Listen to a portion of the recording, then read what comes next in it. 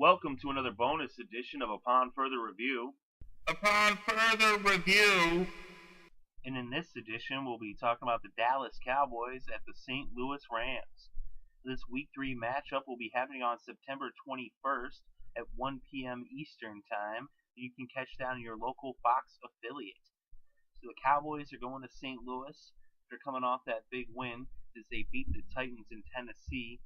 Of course, they started off the season losing a disappointing game to the Niners in Dallas as they looked pretty bad in that game.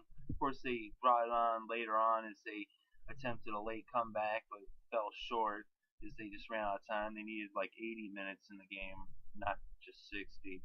But then they bounced right back though, and they looked a lot better in Tennessee as they beat a team that was coming off a big win.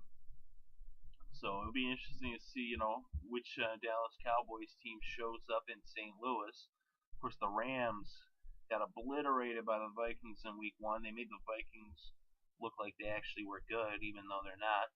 And then they went into Tampa and actually beat the Bucks.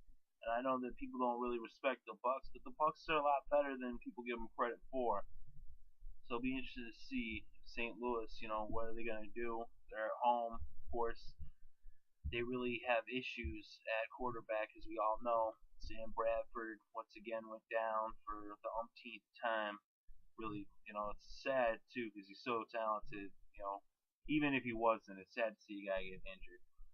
And then Sean Hill went down, and now they're on their third string, Austin Davis. And Austin Davis, he's doing what he can, but the guy hasn't been able to find the end zone once so far this season. He has yet to throw a touchdown pass. Will he be able to finally throw his first touchdown pass against the Cowboys here in Week 3? Maybe. The Cowboys' defense is not really that good. That's definitely their weak spot is their defense, which is actually should mean that Zach Stacy should get some good looks, good carries.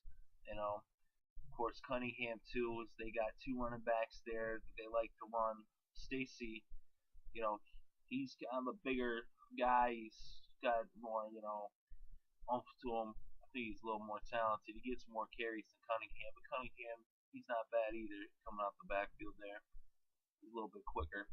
But the Cowboys, Tony Romo going against the St. Louis Rams defense. The Rams defense is actually, they're not as bad as people think.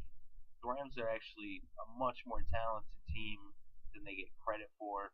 And their defense up front is really good. They've got a really good pass rush. Robert Quinn is one of the premier pass rushers in the league. And he's got plenty of other talented players around him. Their front seven is pretty solid. Of course, their weakness is the secondary, and that's what it's going to come down to is, the Cowboys, they like to pass the ball.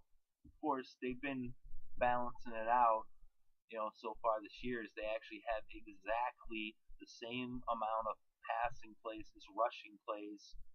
So that's actually definitely something the Cowboy fans must find, pleasing that they're actually, mixing up the plays. And DeMarco Murray is definitely the high spot on their offense.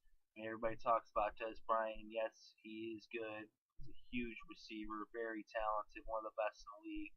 But DeMarco Murray, though, that's where you're going to win games. DeMarco Murray gets his touches. If he picks up 100-plus yards, that's going to mean a victory. So get DeMarco Murray the ball, get him in the end zone, and that's how the Cowboys win. And that's how you win on the road. You got to win with a running attack. Of course, it's not going to be easy, and they're going to have to do what they do, and that's split it up, mix it up, play action. They actually, if they can get their blocking, though, that's the thing is they've got talent at the talent skill positions. But in the trenches, that's where the Cowboys fall short. That's where games are won or lost. So that's where the Rams are actually going to be competitive in this game because they got it better in the trenches. And usually 9 times out of 10, that would mean they would win. But I think those skill players are going to be able to make the difference, and they're going to, just a couple plays because of the fact that the Rams and their skill positions are just so depleted. I mean, Tavon Austin's also injured as well. He's one of their biggest playmakers for St. Louis. So they just don't really have the guys in the skill positions. The only guy they're really going to have out there is Zach Stacy. The Cowboys' defense, even though it's not that great, they've actually been doing decent against the run.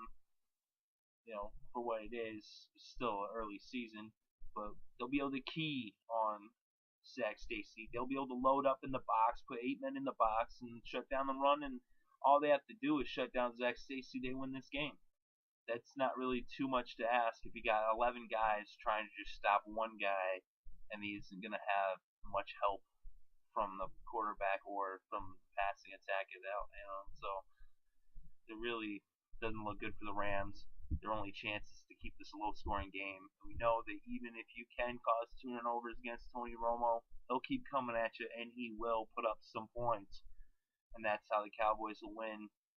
I think the Cowboys win this one.